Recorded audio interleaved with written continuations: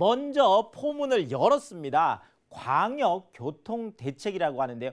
우리가 보통 광역교통대책이라고 하면 시와 시 간에 아니면 뭐 서울시와 경기도 간에 이렇게 두 개 도심을 이어지는 걸 우리가 광역이다. 그래서 그런 걸 보고 우리가 광역 뭐 계획이다. 아니면 광역 뭐 철도 계획이다. 이렇게 하는데 이번에 나온 것들이 바로 이런 광역철도, 그러니까 두 도시를 연결하는 뭐 이런 의미가 뭐 이해를 하시면 될 것 같은데요.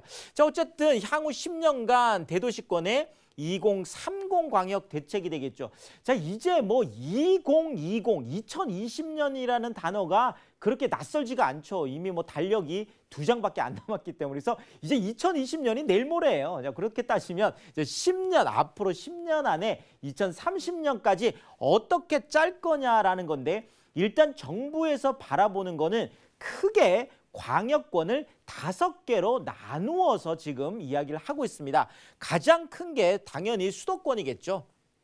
서울을 포함하고 있는 경기도권, 뭐 인천까지 다 포함하는 여기를 보고 우리가 수도권이라고 하는데, 이 수도권에 대한 광역 교통 대책이 나온 거고요. 그다음에 이제 부산하고 울산권 같이 묶었습니다. 그래서 부산하고 울산도 다 광역시인데 같은 부울권이라고 해서 이렇게 묶어놨고요. 그다음에 이제 광주권이 되겠죠. 그다음에 대구권, 대전권, 이렇게 해서 5개의 광역권으로 묶어서 함께 이번에 이제 발표를 했다, 이렇게 보시면 될 것 같습니다. 자, 이번에 광역교통대책이 이제 나오면서 좀 주목을 많이 받는 가장 큰 이유 중에 하나가 이제 바로 이 이유가 될 텐데요.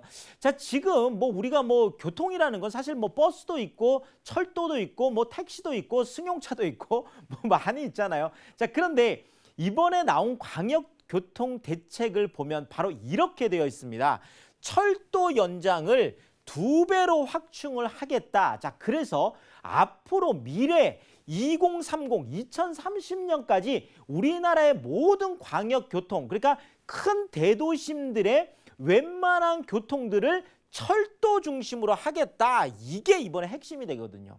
자, 이러니까 뭐 부동산이라는 건 들썩들썩할 수밖에 없겠죠. 이것이 철도 중심으로 생긴다라는 건 당연히 그만큼 지하철역이 많이 생긴다라는 거고, 거기에 따라서 역세권 개발에 대한 기대감들도 크기 때문에 그렇습니다. 자, 지금 우리나라의 지금 철도 현황을 보면은요, 지금 광역철도가 약 한 700km 정도 됩니다. 그리고 도시철도가 약 한 700km 정도 되니까 두 개를 합하면 약 한 1400km 정도가 되겠죠. 자, 이 1400km를 무려 2800km로, 와, 어마어마한 거죠. 그러니까 철도를 연장 2배 한다는 게 지금까지 몇십 년 동안 있었던 그것에 단 10년 안에, 그렇죠, 2030년까지 한다라는 거, 10년 안에 이 모든 것들을 2배로 확충하겠다라고 하는 거는 뭐 그만큼 지하철역도 거의 2배로 일어날 가능성이 높기 때문에, 이런 의미에서 이번에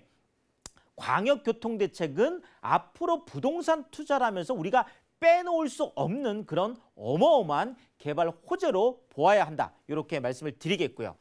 자, 일단 뭐 목표를 세우고 가는 거죠. 그냥 하는 건 아니죠, 당연히. 그래서 광역 거점 간의 통행 시간을 30분대로 단축을 하겠다. 일단 뭐 서울을 기준해서 만약에 이제 말씀을 드린다라고 하면, 지금 서울 외곽 지역에 있는 이런 많은 그 뭐 중소도시들, 그다음에 이제 뭐 그 수도권이라고 우리가 보통 하는 여기에서도 서울로 들어오는 이 시간을 대부분 다 지금 현재로 보면 거의 한 85분에서 80분, 그러니까 1시간 10분에서 거의 1시간 반 정도 걸리는 거리로 지금 들어오고 있거든요. 자, 이 거리를 대부분 다 30분대로 다 단축을 시키겠다라고 하는 게 이번 계획의 핵심이 되겠습니다.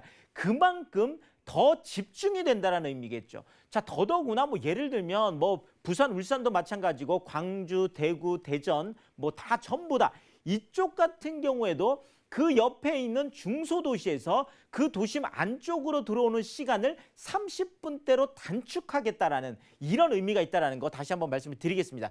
자, 통행 비용을 최대 30%로 절감하겠다. 자, 우리가 KTX하고 SRT 생겨서 굉장히 좋은 건 있지만 사실상 엄청나게 비싸거든요.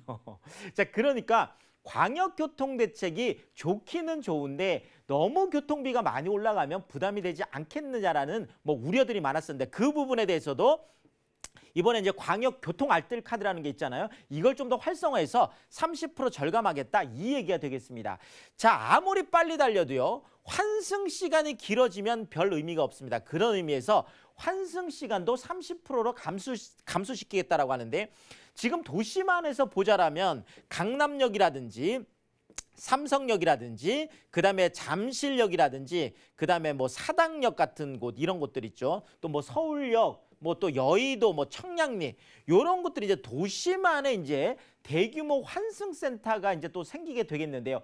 자, 이렇게 환승센터가 또 생기는 것도 우리가 잘 봐야 되는 게 환승센터가 생긴다라고 하면 그 안에 유동인구가 많이 늘어나게 되죠. 그러면 유동인구가 늘어나면 그 주변에 상권이 발달하게 되고 상권이 발달하게 되면 그 지역에 지가가 올라가게 되고 지가가 올라가면 당연히 또 그 주변에 많은 부동산 가격이 올라가는 게 일반적인 그런 사이클이다 보니까 그런 측면에서 우리가 볼 필요가 있겠습니다.